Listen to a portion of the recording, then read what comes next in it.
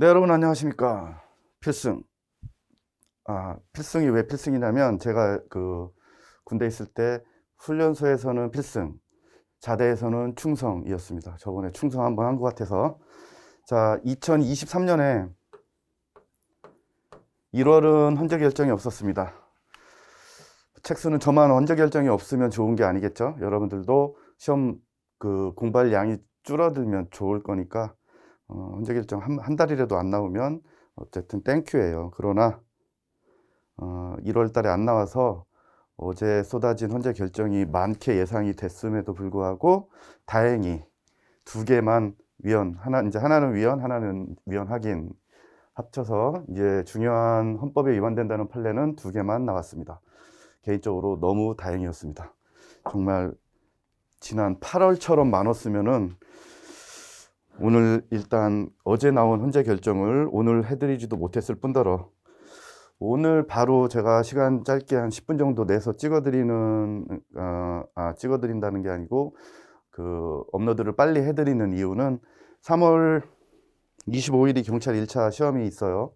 그래서 그분들 3월달 헌재 결정이야 시험에 안 나오겠지만 바로 직전까지 헌재 결정에 나오는 추세를 보면 이 두 개의 판례도 결론만 물어볼 수 있는 비교적 중요한 판례입니다. 어렵진 않습니다.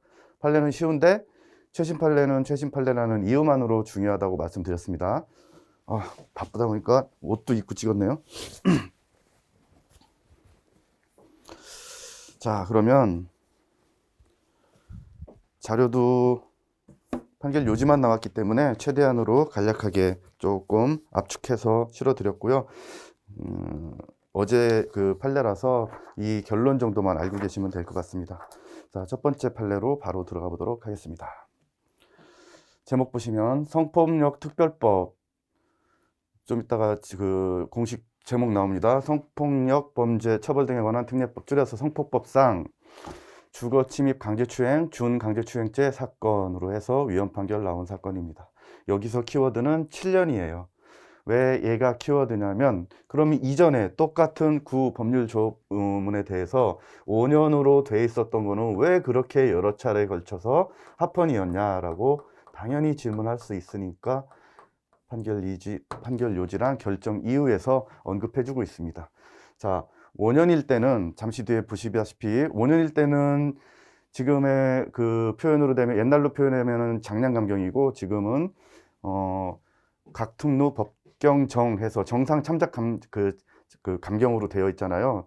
각측 본조부터 정상 참작 감경. 그래서 집행유예 할 수 있는 3년 이하 500만 원 바운더리 안에 들어와서 이걸 정상 참작 감경해버리면 2년 6년으로서 집행유예 할 수 있으니까 헌법 위반 안 된다고 했고, 얘는 지금 이 판례 전체 취지 결론만 딱 보고 간단하게 넘어가자는 취지인데, 얘는 다른 사유가 없을 때 집행유예 선고하고 싶어도 반을 정상 참작 감경해도 3년 6개월이니까 3년 이하 징역금고 또는 500만 원 이하 벌금 요건으로 집행유예 요건이 되어 있는데 그 안에 못 들어가니까 집행유예를 할 수가 없어요. 하고 싶어도 정상 참작해서. 그러니까 이번에는 얘랑 달리 헌법에 위반된다는 판례를 했다는 겁니다. 시험에는 이런 키워드들 빼고 한 첫째 줄과 마지막 정도 해서, 그래서 얘가 뭐 위반됐는지, 형벌과 책임의 비례 원칙에 위반됐는지와 관련돼서 위반됐는데 뭐 위반됐는지 정도 물어볼 겁니다. 자, 그래서 제목이 곧바로 이제 바로 유추가 될 수 있는 이번 헌재 결정이었습니다. 키워드는 5년 국법은 헌법에 위반 안 됐다. 잠시 뒤에 보여드릴 겁니다. 자, 그래서 전체는 꼭 요 정도, 그리고 어제 선고된 헌재 결정은 오늘은 이 요지밖에 없는 겁니다. 이에 대한 상세한 판단 이유는 앞으로 한 달 정도 있다가 헌재 결정에 올라갈 거예요. 근데 처음에 이렇게 나오면 처음부터 그 상세한 내용을 갖다가 지문으로 구성해서 어렵게 문제를 잘 만들지 않으니까 이 결론 정도 하시고, 노란색으로 띄워드린 거 아마 다르게 원래 강제추행 범위에 포함되는 거 여러 가지 중에서도 또 이렇게 기습추행도 포함되니까 그걸 일률적으로 다 범죄로 보지 말고 이제 요렇게 범위를 정할 필요가 있다라고 해서 여기서 파란색 부분이 키포인트니까 이것만 한번 읽어보도록 하겠습니다. 주거침입죄와 강제추행, 준강제추행죄는 모두 행위 유형이 매우 다양한 바, 이들이 결합된다고 하여 행위 태양의 다양성이 사라지는 것은 아니므로 그 법정형의 폭은 개별적으로 각 행위 불법성에 맞는 처벌을 할 수 있는 범위로 정할 필요가 있다. 우리가 기본적으로 보는 심각한 강제추행, 준강제추행과 이런 기습추행도 있을 수 있다. 거기에 맞게 법정형을 정해야 되는데 너무 높다라고 하고 있습니다. 그래서 과거 이 심판 대상 조항에서 예를 들고 있는 요 5년짜리들하고 달리 하한을 징역 7년으로 정함으로써 앞서 말씀드린 주거침입 기회에 행해진 강제추행, 중강제추행의 경우에는 다른 법률상 감경 사유가 없는 한 법관이 정상 참작 감경하더라도 집행유예 선고할 수 없다고 말씀드렸어요.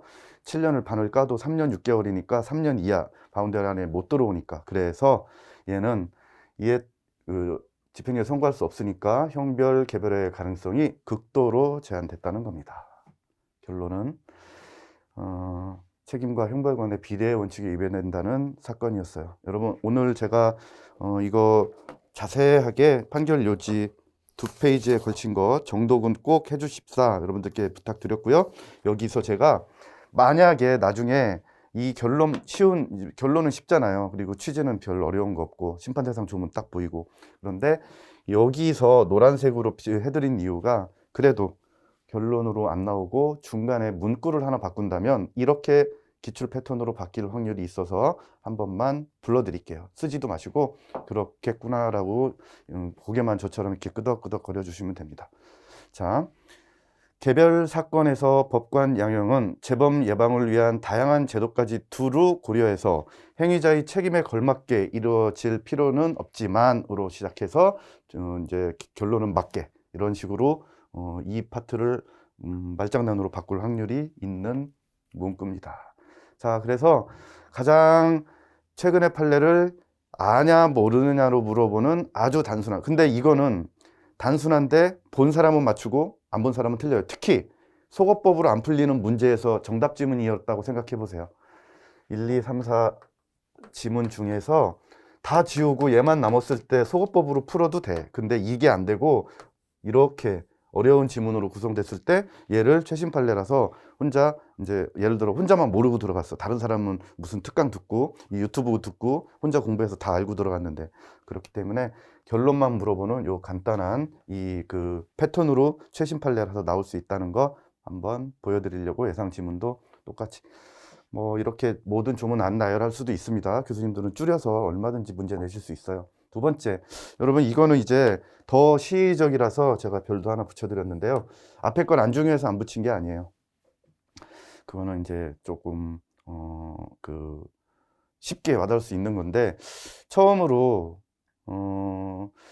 소방간부 작년 코로나 문제에서는, 그러니까 올해 소방간부 말고 작년 코로나 문제에서는 헌법소원 대상이 되는지 안 되는지, 그래서 쉬웠어요 문제가. 그런데 여기서는 아주 코로나와 관련된 다이렉트 판례가 하나 어제 하나 이게 출시가 됐습니다.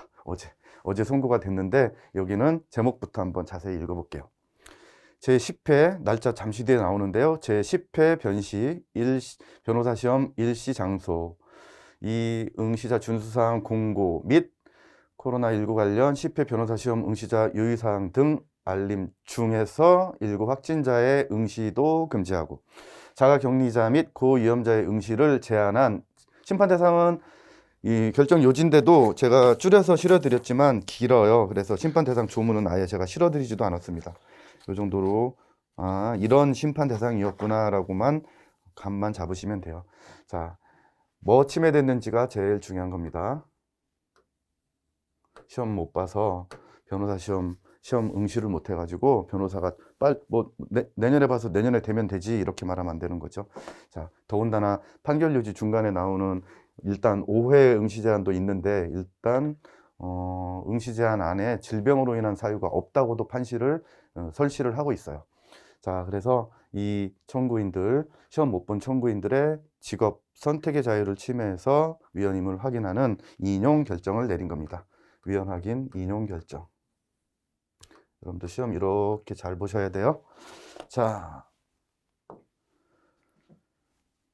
결정 주문에서 제가 아까 말씀드린, 근데 시험 문제 낼 때 이런 거 이렇게 쭉 나열 안 할 겁니다. 줄여서 앞에서 그 첫 번째 화면에서 요지처럼만 나올 수 있어요. 그래서 직업 선택의 자유 침해했다. 뭐 위반됐냐? 과잉금지 원칙 위반됐다라고 판시하고 있습니다. 자, 여기서도 전체를 읽어볼 저랑 같이 문구는 몇 개 안 돼요. 일단 확진자한테도 응시기회 보장할 수 있고, 이미 자가격리를 위한 별도의 시험장 블라블라 해서 많은 가능한 선택 방법들이 좀 있어. 자, 그럼에도 불구하고 시험 운영 및 관리의 편의만을 이유로 신청 기한 이후에 자가격리 통보받은 사람의 응시 기회를 박탈하는 것은 아무리 시험 시행상에 어려움이 있다고 해도 정당화되기 어렵다. 그리고 침해 최소성 원칙에 위배되지 않으려면 여러 가지 수단 중에서 덜 침해하는 수단이 있을 수 있는데, 그런 덜 침해하는 방법으로 최소화하는 방법을 선택해야 되는데, 감염병 유행은 일률적이고 광범위한 기본권 제한을 허용하는 면죄부가 될 수 없고, 감염병의 확산으로 인하여 의료 자원이 부족할 수도 있다는 막연한 우려를 이유로 확진 환자 등의 시험 응시를 일률적으로 금지. 여기서 항상 키워드가 나오는 거예요. 일률적으로 금지하는 것은 청구인들의 기본권을 과도하게 제한한 것이라고 볼 수밖에 없다. 자, 그 다음 화면은 결론만. 그래서 침해되는 불이익이 중대해서 원래 공공의 이익 목적보다 침해되는 사익이 훨씬 크다고 해서 법익 균형성 원칙까지 위배돼서 직업 선택의 자유를 침해한다고 했습니다. 자, 프린트에서 저랑 같이 하나만 또 보고 갈게요. 오늘 나눠드린 5페이지 프린트에서 5페이지 첫 번째 동그라미의 밑줄만 보실게요.